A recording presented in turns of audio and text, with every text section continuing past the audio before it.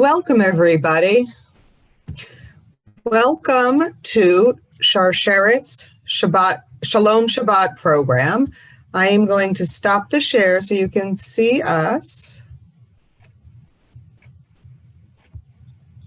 Perfect.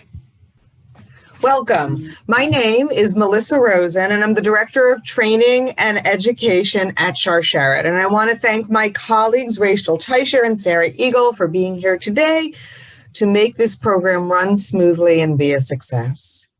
We are always grateful for an opportunity to reconnect with you and to recenter. And we found, and I'm sure you have too, that as we deal with this ongoing and, as it appears, renewed isolation during this difficult time, these opportunities are more important than ever.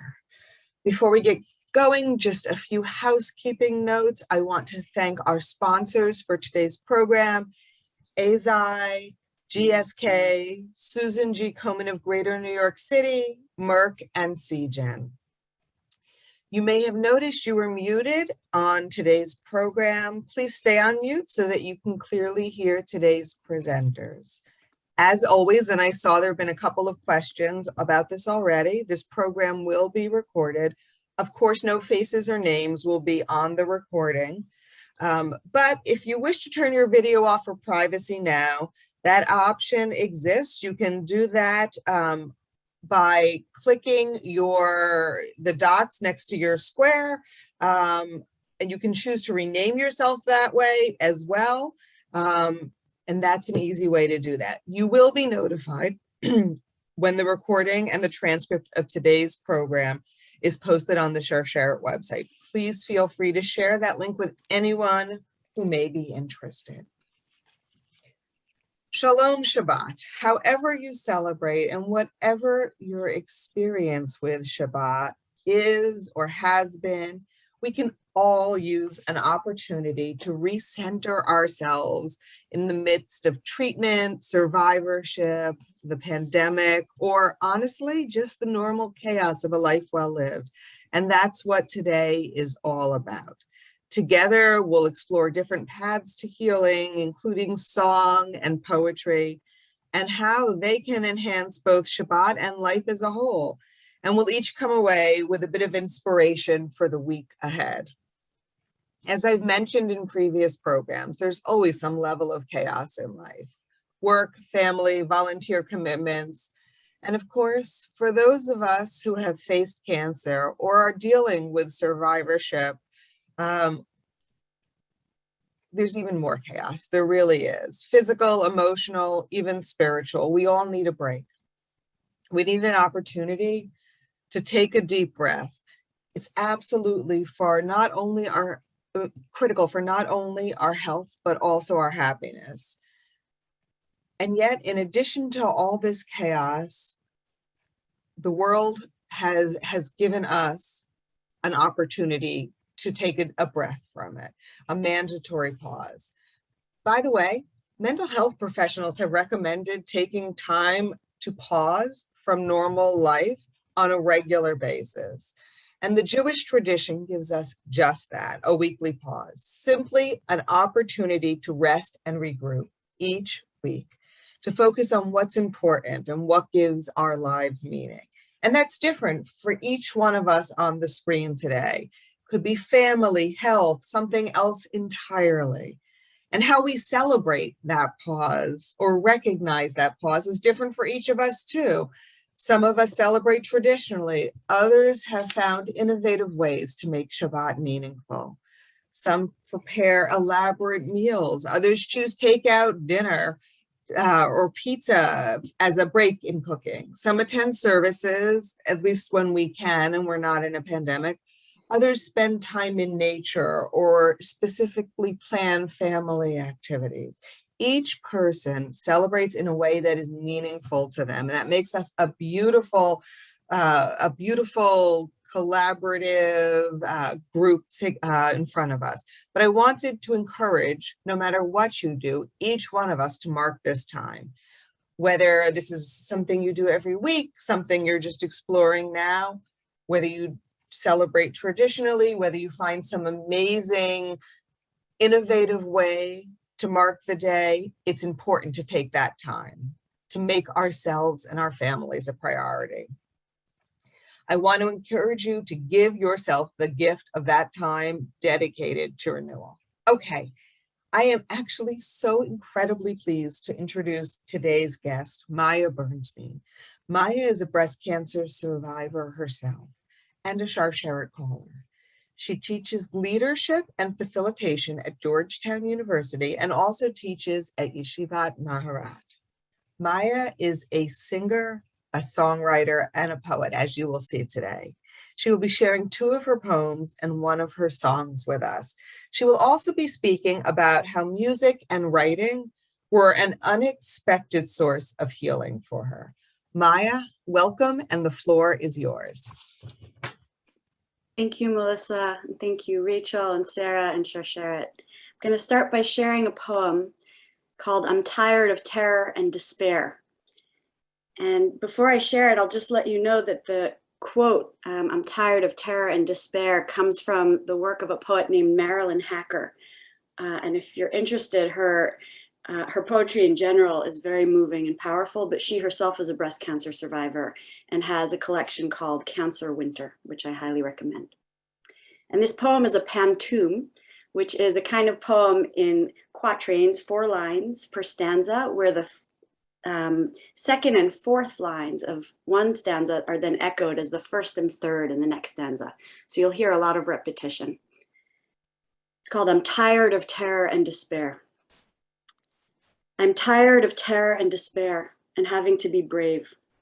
I want the dull, unmarked life with eyelashes and hair. I want days and nights that are unexceptional. I don't want to keep on having to be brave. I want the dull of morning honey tea with milk, of dishes in the sink. I want days and nights of unexceptional problems, like lost keys or pens run out of ink. Not like that morning, tea untouched by the sink, when I learned I had a problem more grave than pens or keys. I hadn't an inkling when the oncotype came in. No way to save that dreadful morning. I had a grave, bitter road of brutal loss ahead. The unexpected oncotype meant I couldn't save either breast, my innocence, or the hair on my head. It's never over. The losses still ahead interrupt my work, my love, my sleep, whatever innocence I have left. My head full of the memory of my own warm milk, I weep, my love. My work, my sleep will never be free of terror and despair. I pile milky dishes in the sink. I weep, I weep. Don't be fooled into thinking mine is an unmarked life with eyelashes and hair.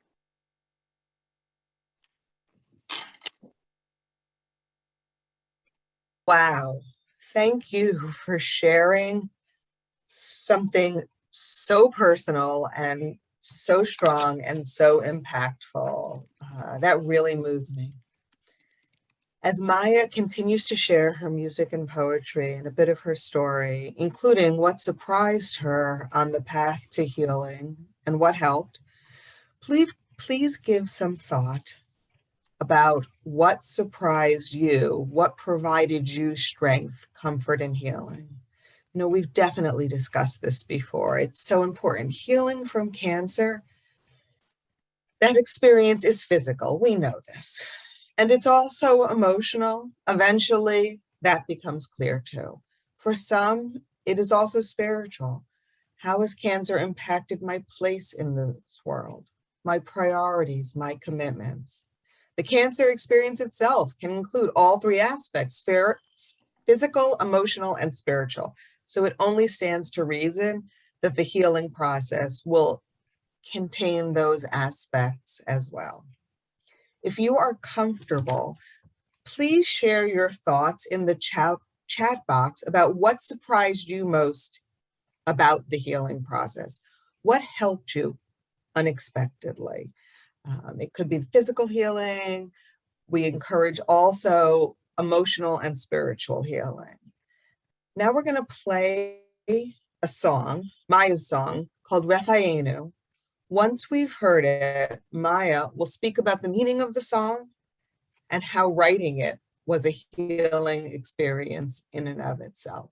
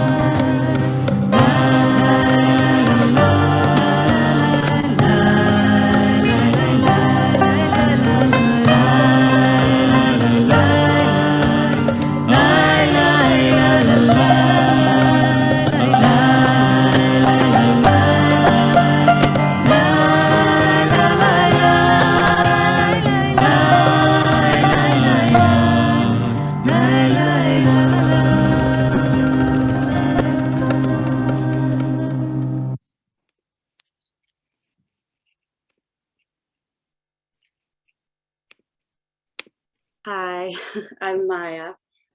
I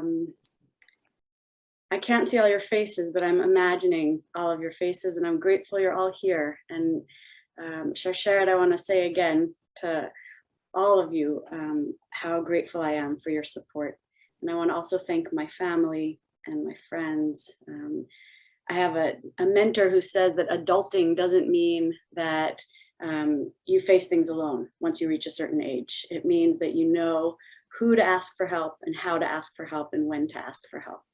And there's no question that the humility of needing so much help throughout my cancer journey has been a reminder of what a blessing it is to, when you ask for help and you feel so so alone and so afraid to have somebody answer that help. So I'm grateful to be sharing some of my journey with you. And I realize as I'm beginning to talk with you that this is my first time really talking about my cancer experience. So I'm feeling that sense of nervousness. And I think that I'm sharing that it's my first time talking about it because I've noticed as I've progressed into survivorship, whatever that part of the journey means, that in some ways it feels easier to stuff the cancer experience into a bag, tie it up in a knot, put it at the bottom of a closet under lots of stuff, and to move on, right? My hair has grown back and my eyelashes, and I'm still undergoing hormone therapy. I was diagnosed 2 years ago, but in many ways I feel back, whatever back means, right, to normal life. And I think we face this actually also with COVID. I want to encourage myself and maybe all of us not to feel the need to go back, but to go forward. And sometimes that's harder and more painful. So I want to share a little bit about my cancer journey, and then, as Melissa was saying, how writing and music have really helped me on my healing path. So I was diagnosed with stage 2 breast cancer 2 years ago in August of 2019. I was 41 years old. I actually found the lump on my own,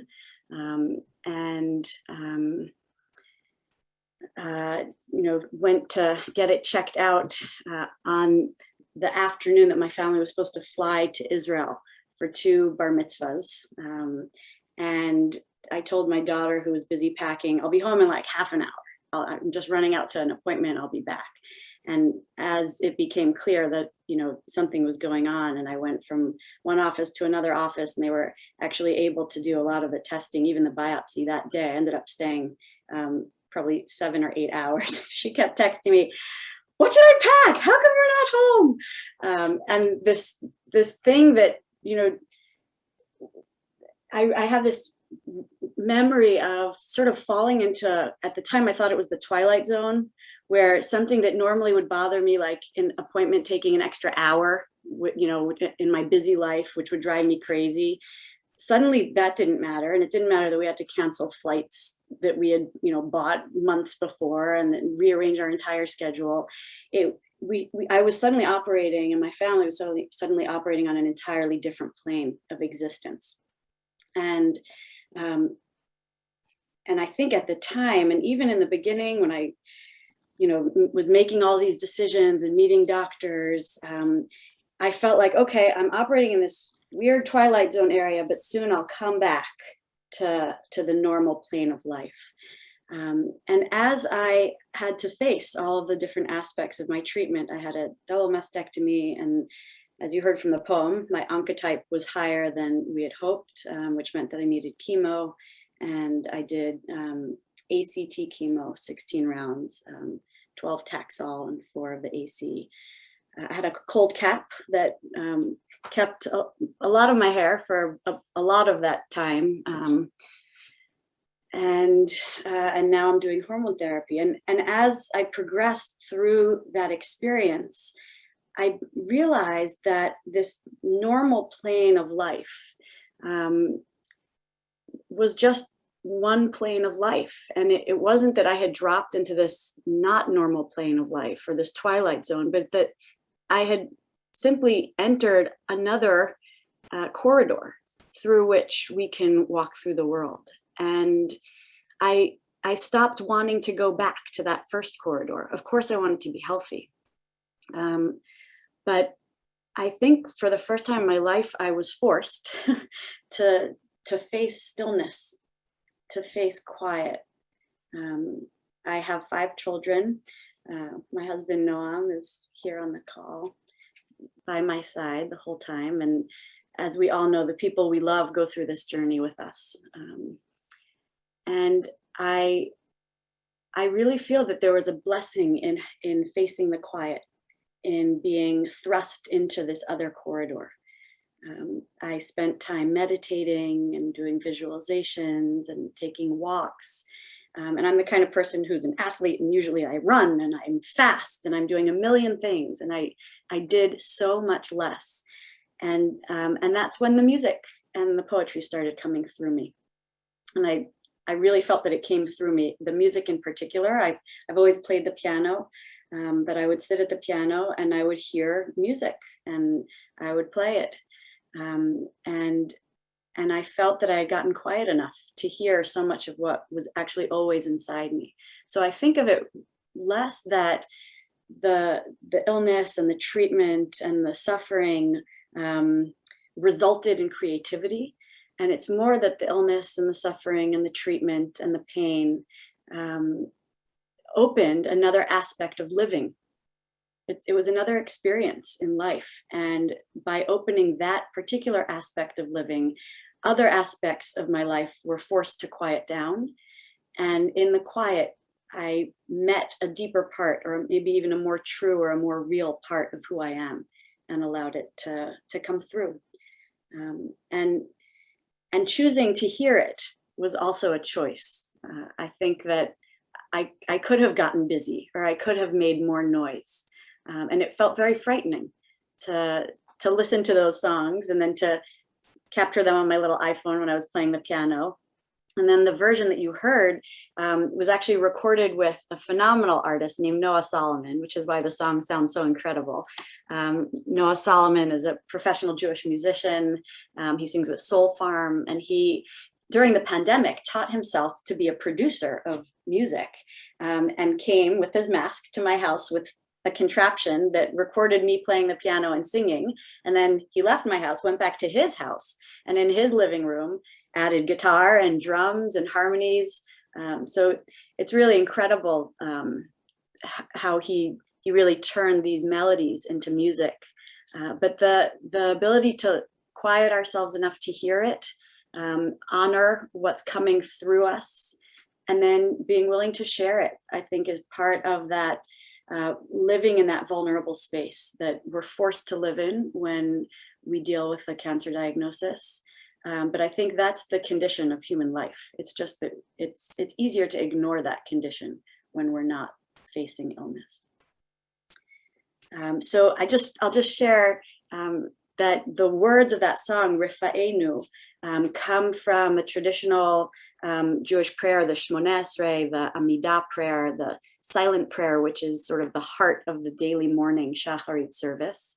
And Rifa'enu, the words in that song and in the prayer, Rifa'enu Adonai v'nirapeh, Hoshi'enu v'nivashea. Heal us and we will be healed. Save us and we will be saved. And that idea of being in dialogue really spoke to me. I guess full circle to how I started, that we're not alone. We can feel very alone. Nobody else feels what we feel in our bodies when we go through this experience. And in that sense, we are alone.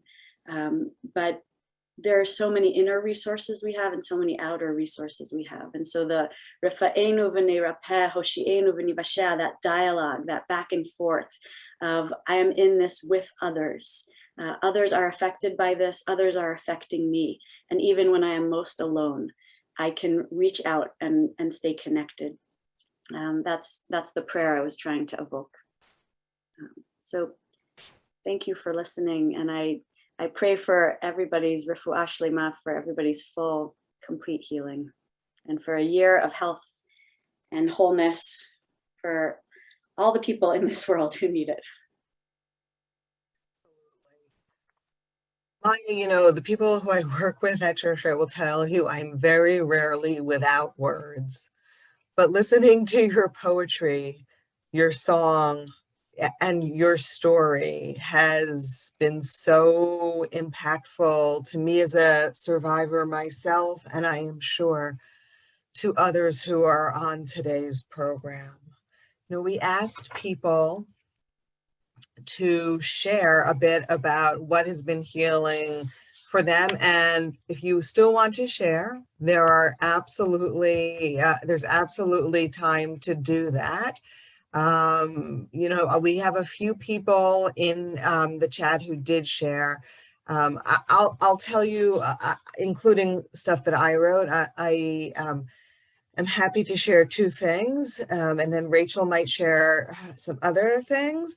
I did say that writing was helpful to me, unexpectedly so, and even if you don't consider yourself a writer, I found it helpful. I know journaling works for a lot of people, and that was great. Another thing that really helped me was reimagining and reframing traditional prayer.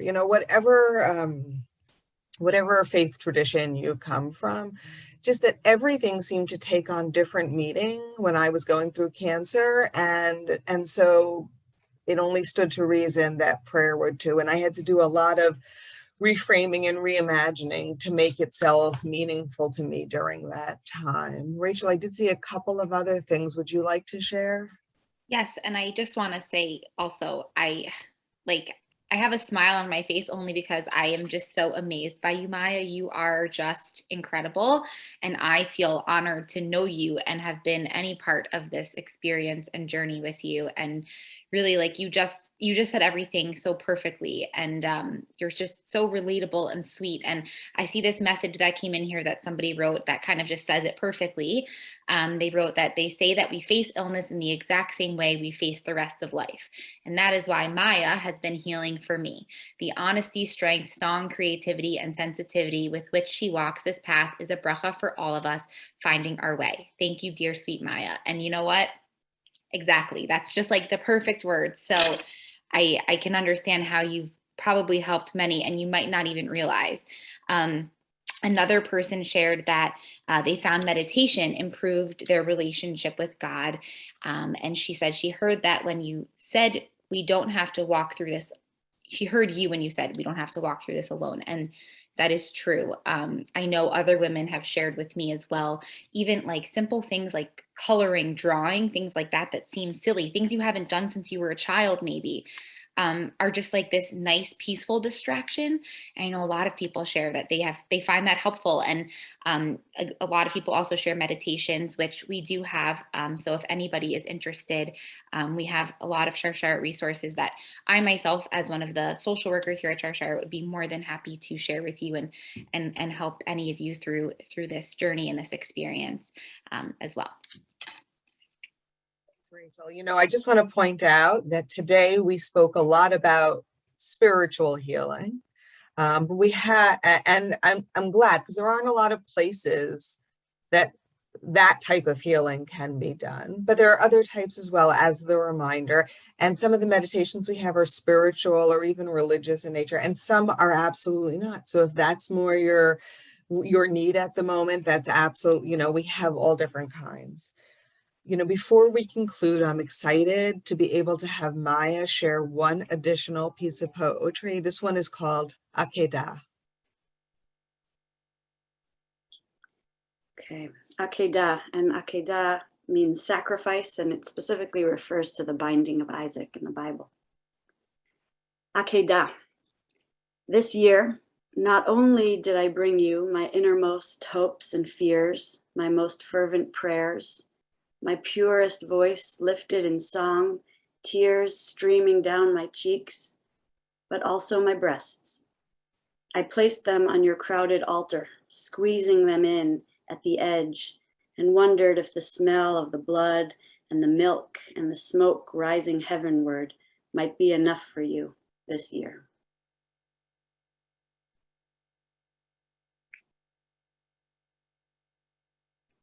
That is also just such amazing imagery and such meaning. Again, not a lot of words today. As we conclude, I want to remind you that Sharsheret is here for you. We have many exciting programs being planned, but I want to share two particular things with you today. We're currently recording a social media message for Rosh Hashanah. And it actually sort of is a beautiful segue from all that Maya has shared. For those of you who do celebrate, it will be about actually finding comfort in the Unatana Tokef. That is the piece of liturgy for the high holidays that talks about who shall live and who shall die, which is a difficult piece in general, but particularly difficult for those of us who have faced cancer. So be on the lookout for that in a couple of weeks. And by the way, if you don't follow Sharsheret on social media, this is the perfect time to do so you don't miss that message. And the other thing I wanted to let you know about is our next Shalom Shabbat program, which is scheduled for Friday, October 6th, and is part of our Sharsheret Summit for Breast and Ovarian Cancer Awareness Months. And we have a really unique program planned for that Shalom Shabbat, a little different than we often do, and registration will be available soon for this event.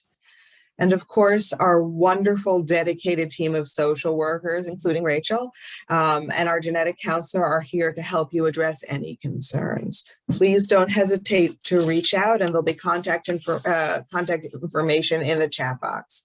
Once again, I want to share my deep thanks to Maya for sharing herself with us today, right? Not just her poetry and her song, but herself.